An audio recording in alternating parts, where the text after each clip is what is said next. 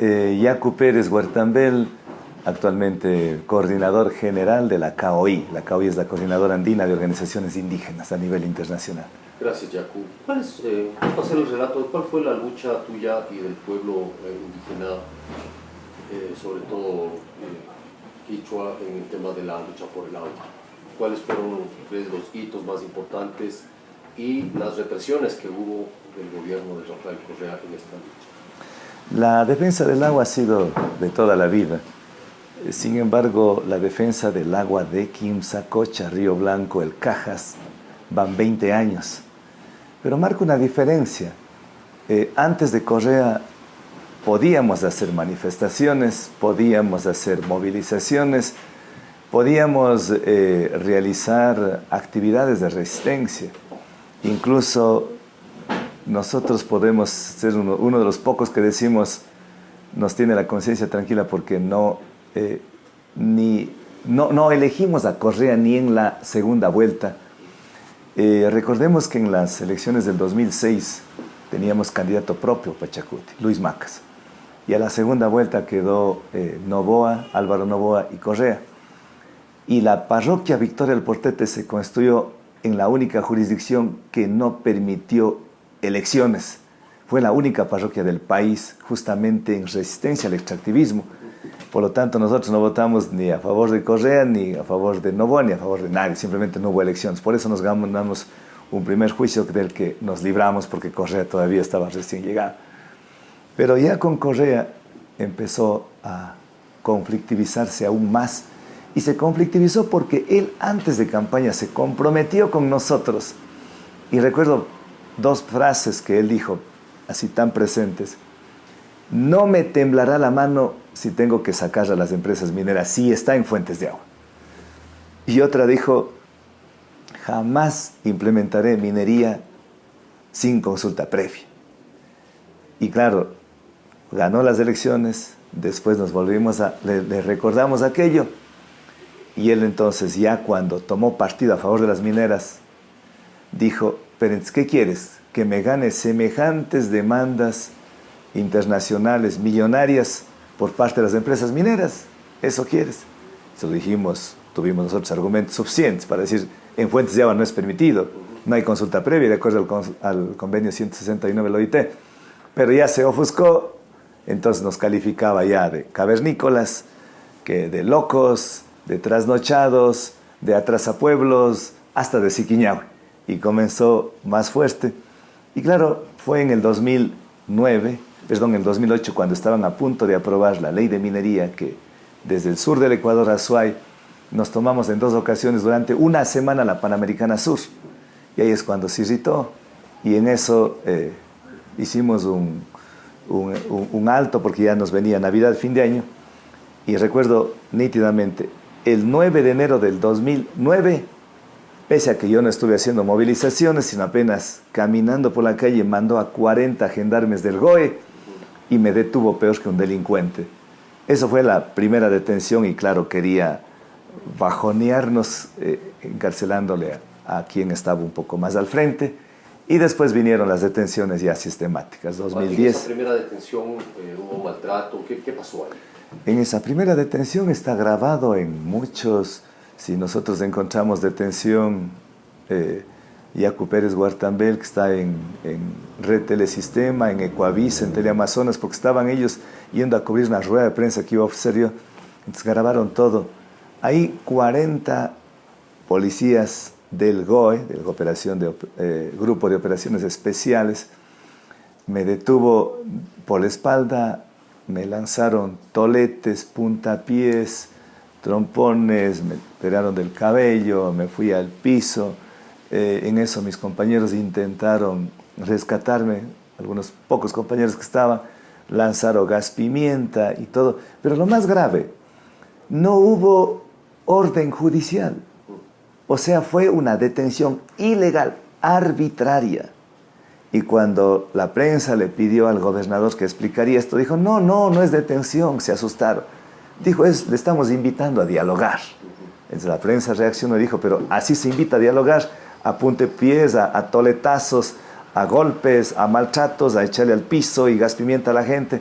entonces ya no sabían cómo responder. Eso fue una detención sumamente violenta y sobre todo las imágenes hablan por sí solas. Luego una siguiente, y siguió el proceso de defensa y todo. 2010, una nueva detención, igualmente brutal por parte de los policías, en donde mi mamá, por intentarme defender, me tenía sostenido con sus manos de mi cintura. Le arrastraron también a ella, una mujer de la tercera edad, le arrastran, cosa que las medias se le rompen junto a la rodilla por el arrastro que le hacen, igualmente a mí los codos. Una detención otra vez violenta, se repite. ¿Dónde fue eso? Eso fue en Tarqui. La primera fue aquí en el centro de Cuenca, en el Parque Calderón, a los bajos de la Corte de Justicia. La segunda fue en Tarqui, en entrada a Tarqui, en la Panamericana Sur. Y seguía nuestra resistencia y tuvo que venir el 2012. Otra detención, igualmente en Tarqui, en donde ya no me detienen solo a mí, sino detienen a otras personas, incluso a un sacerdote que se une a la lucha, también lo detiene un sacerdote. El sacerdote lo único que intentó decirles, es una protesta pacífica, yo estoy con ellos, déjenles a los policías. Como pensaron que no era sacerdote, a golpes y a mujeres. Pues en el gobierno de Correa, solo en la defensa del agua, acá en el Azuay, no menos de unas 150 personas detenidas, más no menos de unos 40 personas con procesos penales. Y llegó el 2012, 2013 tuve que ir a pagar en la cárcel una sentencia, paradójicamente, por defender el agua en el Día Mundial del Agua. El 22 de marzo ingresé a la cárcel junto a 2 compañeros más ante una sentencia insólita para pagar una pena que inicialmente me iniciaron un proceso por terrorismo, por sabotaje, y al final me sentenciaron por interrupción de servicios públicos. Eso es en el 2012.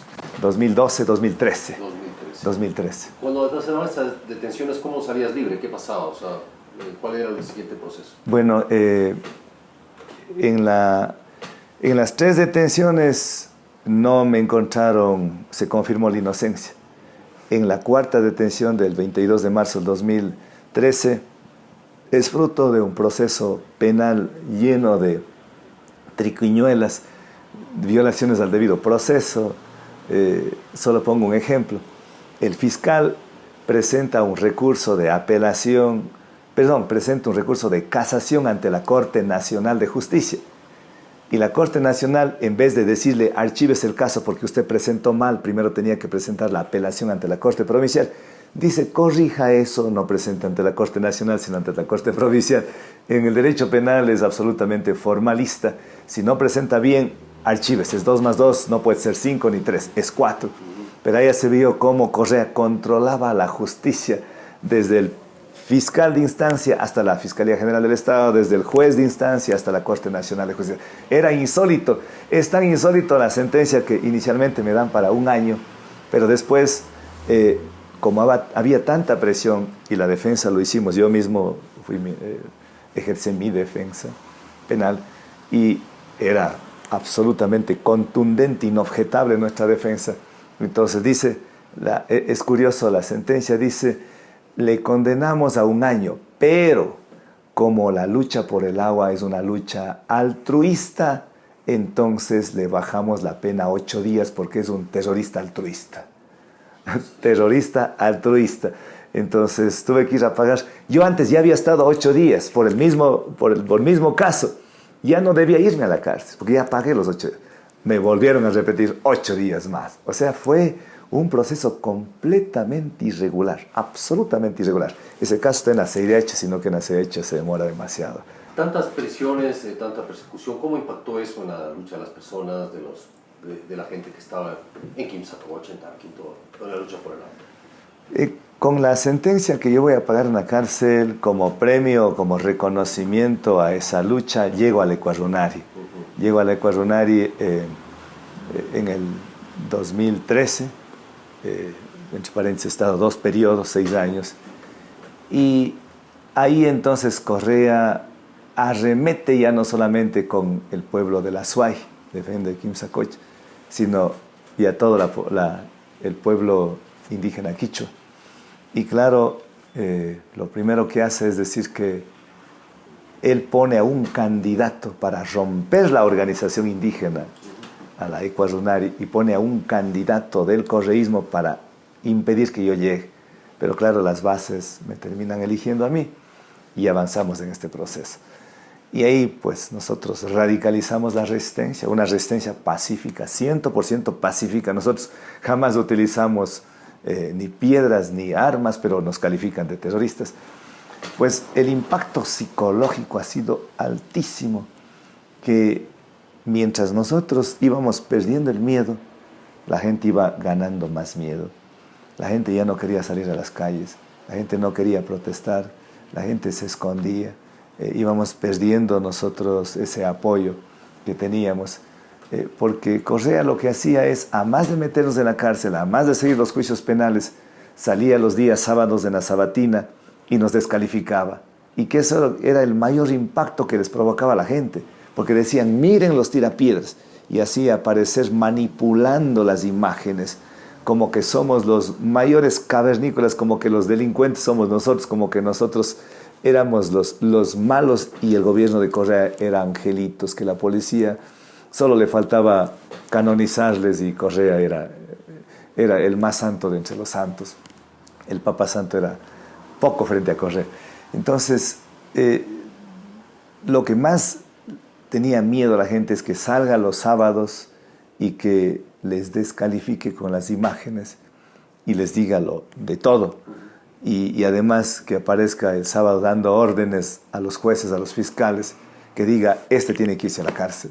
Eso fue durísimo y la gente no lograba entender, y cuando no entendía, entonces lo que hacía es ponerse a buen recaudo, ya no participar en las marchas, y por eso empezó a debilitarse el movimiento indígena. Y no solo el movimiento indígena, sino los maestros pierden la UNE, los ecologistas bajan su guardia, la prensa tiene que empezar a también bajar su nivel de criticidad, excepto unos cuantos, y así.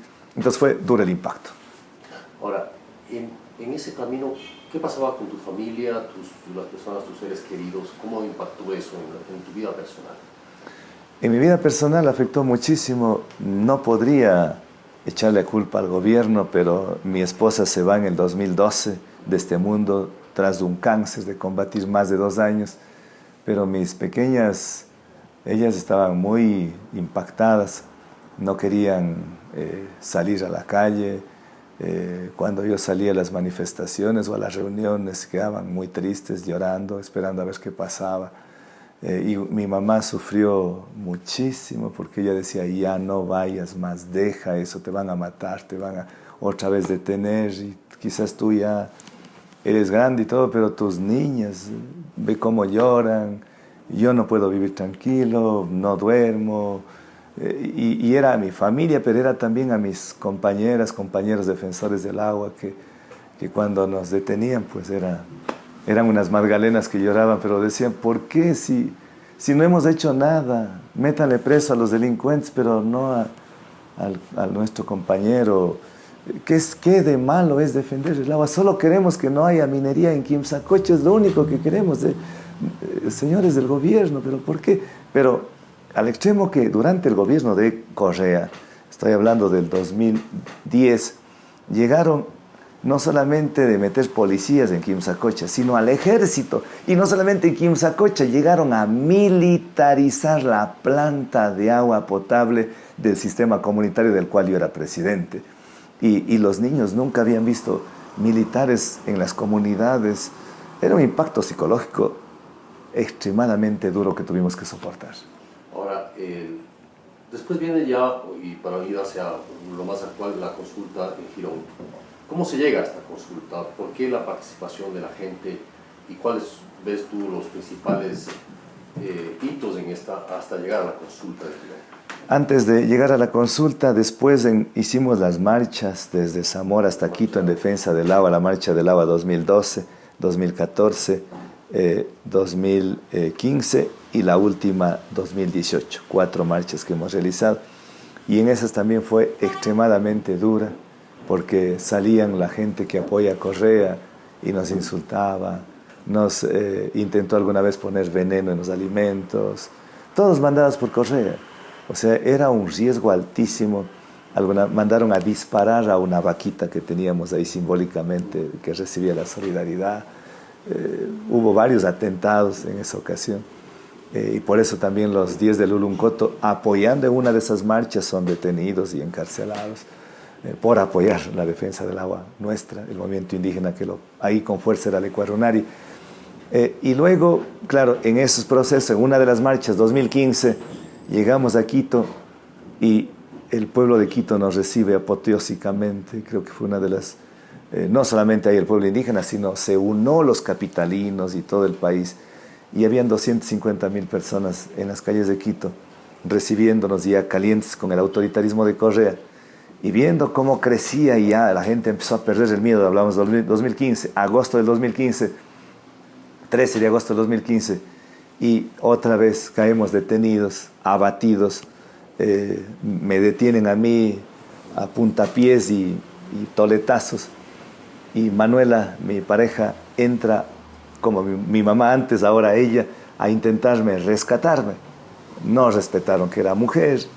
A ella también al piso le lleva la policía por un lado, a mí por otro lado. Ambos detenidos y vamos a terminar en el hospital Eugenio Espejo, sangrando y todo eso. Yo recupero al siguiente día, me dan el alta del hospital. A Manuela también, pero a Manuela un poco antes no recupera su salud, sino que de ahí le llevan a la cárcel, al Hotel Quito, Hotel Carrión, que es una cárcel para extranjeros, y le mantienen 5 días ahí detenido y toda la cresta de la movilización y todo esto que se dio. Bueno, ella sale expulsada prácticamente del país porque era un peligro vivir acá. Además que éramos todo el tiempo vigilados, todo el tiempo espiados por la CNI y aquí en los bajos de mi oficina de trabajo, mi oficina jurídica, en el aeropuerto de Cuenca, en el aeropuerto de Quito, en la terminal de Cuenca, en la terminal terrestre de Quito, en la Ecuarunari éramos acompañados por la policía que nos vigilaba en todo momento, en la casa de Manuel en Quito, en la casa mía aquí en Cuenca. Era invivible, era una situación insostenible, o sea, era una dictadura prácticamente. Y ella tuvo que salir del país, no le quedaba otra. Yo sigo acá y 3 de diciembre, cuando se suben los ánimos y empieza Correa a empecinarse en la reelección indefinida, nuevamente el pueblo de Quito se levanta, el movimiento indígena no podía estar indiferente, participa activamente en todas las provincias del país y otra vez, ahí es donde nuevamente nos detienen y nos golpean, en donde yo caigo inconsciente por algunas fracciones de segundos y claro, me parten la cara, fui suturado con 9 puntos en mi rostro, voy nuevamente a terminar en el hospital Eugenio Espejo. De estos últimos 2 casos, el caso se encuentra en la fiscalía, hoy investigando, pero avanza a pasos de plomo, entonces fue muy duro. Ahora, Correa nos tildaba de que éramos los malos, los locos, los atrasados, los cavernícolas, los terroristas, los tirapiedras, y que éramos 4, decía, 4 pelagats. Ahí nació acá en Cuenca el término de 4 pelagats, porque decía, siempre venía, una vez llegó aquí a Quimsacoche, dijo, son 4 pelagats. Viendo eso, nosotros acordamos de hacer una consulta comunitaria de 2 parroquias, y la respuesta de esa consulta es 93% contra la minería y 4% a favor de la minería, el resto votos nulos y blancos. Correa, irritado por eso, dice que nos va a enjuiciar porque nos estamos arrogando funciones y además que esta consulta es una cantinflada, que estamos tomando el pelo, que están yéndose contra el Estado. No nos hace valer esa consulta, a pesar que las Naciones Unidas sí nos dio un respaldo por esa consulta. Entonces damos un salto. 2011, octubre del 2011, consulta comunitaria. Marzo del 2012, solicitamos al CNE hacer una consulta popular en Girón. Cumplimos con las firmas y el caso queda en la Corte Constitucional congelado. Tuvieron que pasar 6 años para que se destape y sea el CNE el que convoque a consulta popular. Pero otra vez, ya no el gobierno ahí de Correa, sino el actual, más las empresas mineras, tratan de poner impedimentos, cortapisas y leguleyadas, apelan, impugnan, otra apelación, acción de protección, medidas cautelares y todo, hasta que nadie le da la razón, excepto un juez, pero este juez es sancionado por el CNE y tuvo que salir la Corte Constitucional para decir la consulta es válida, hágase la consulta. Y es así que la consulta se da el día 24 de marzo y ahí, ahora sí ya en elecciones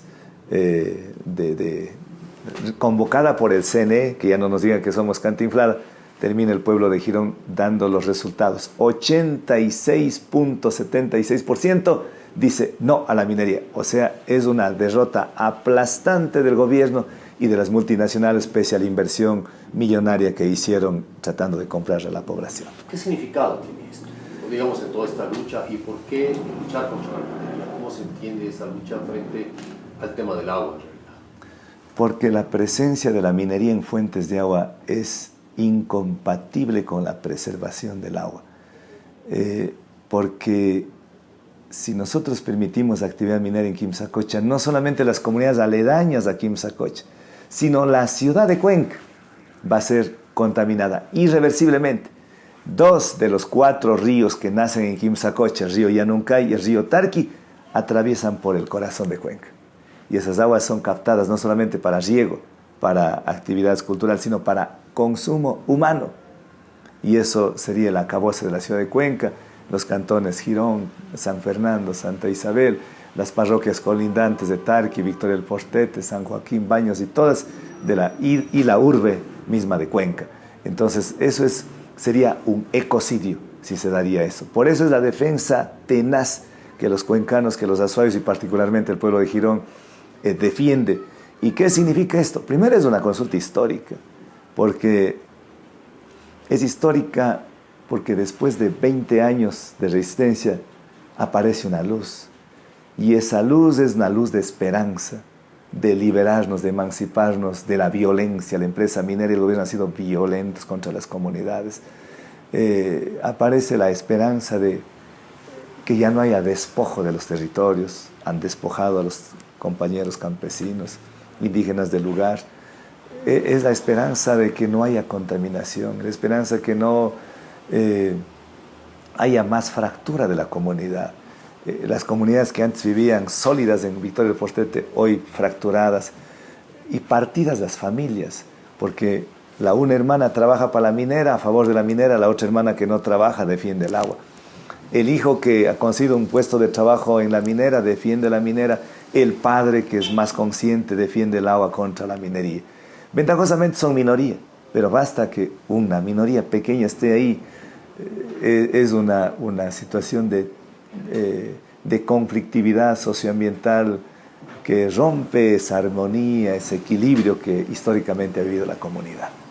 Finalmente, Yacu, esto te lleva a participar en elecciones, o sea, entras a una contienda electoral con ese mensaje del agua.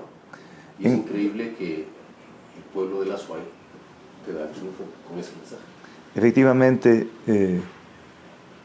yo no quería ser candidato, porque, bueno, todavía estaba en Ecuarunari, tenía opción de participar en el concurso de la Fiscalía General de la Nación, y tengo todavía que estoy en funciones en Acaoí, pero son los defensores del agua que me presionan tanto y dicen, hemos vivido protestando y el gobierno no nos escucha. Hay que ir a una instancia también estatal y desde ahí dar alternativas a la minería. No solamente protestar, sino ahora ejecutar una alternativa que en vez de la minería transformar a pueblos como, se me ocurre un pueblo minero de aquí, la Azuay, el pueblo de Ponce Enríquez, en vez de que sean mineros, activemos con la agroecología, con la producción orgánica, productos limpios. Y ante esa situación, viendo que es tan difícil la lucha desde abajo, y que no vamos a dejarlo eso, vamos a seguir activando, pero entramos en el terreno electoral. Y lo interesante es que acá nosotros hemos invertido o gastado $35,000 en la campaña, frente a las campañas millonarias de mis contendores. O sea, nadie al inicio daba un centavo. y decíamos que eso es un suicidio, porque no teníamos dinero. Pero conforme iba avanzando la campaña, al menos yo digo, 3 semanas antes de las elecciones, yo nunca me sentí triunfalista, pero sabíamos entre los que estábamos en la campaña que íbamos a ganar. ¿Y por qué sabíamos? Porque nosotros nos colocábamos, caminábamos todos los días en las calles de Cuenca y nos quedábamos concentrados en los redondeles y en las esquinas. Y convidábamos la música, yo en el saxofón con la batucada, y la gente se prendía. Se prendía y pasaba así pitando, me veía ahí y como que se prendía y decían, ya, Cuyaco, te debemos a ti el agua de Cuenca y tata. Y se estacionaban más adelante y venían a pedirnos propaganda y nosotros no teníamos propaganda. No importa, así vamos a ganar, decía la gente. Y además una cartillita que les puse mi hoja de vida, que no era solo el tirapiedras que me decía Correa, sino que fui académico, escritor, Entonces la gente valoró y dijo, este está preparado para ser prefecto. Y cada vez más era más y más íbamos convenciéndonos. Y claro, es primero con $35,000. Segundo, nunca ha sido fuerza electoral Pachacuti en la provincia de la Azuay. Tercero, nunca, digamos, no tuvimos candidato a la alcaldía. Solo fuimos para la prefectura. Teníamos para poquitas alcaldías y muy poquitas juntas parroquiales. Y luego competir con semejantes empresas electorales parecía un suicidio. Sin embargo, el pueblo de Cuenca y de la Azuay estamos viendo que tiene una conciencia ambiental altísima. Y eso fue determinante, porque quienes más se conectan conmigo son los jóvenes. Y eso mismo yo lo recibo con la profunda humildad, pero a la vez con un compromiso gigante. Porque ahora que nos toca desde la prefectura defender el agua, ahora es mayor el compromiso y sobre todo saber que estamos con los jóvenes. Pero eso mismo nos da mucha esperanza de saber que los jóvenes están sintonizados con el mensaje de la vida, de la ecología, del agua particularmente. Y eso nos hace sentirnos que no vamos a defraudar, sino que hay que hacer realidad los sueños.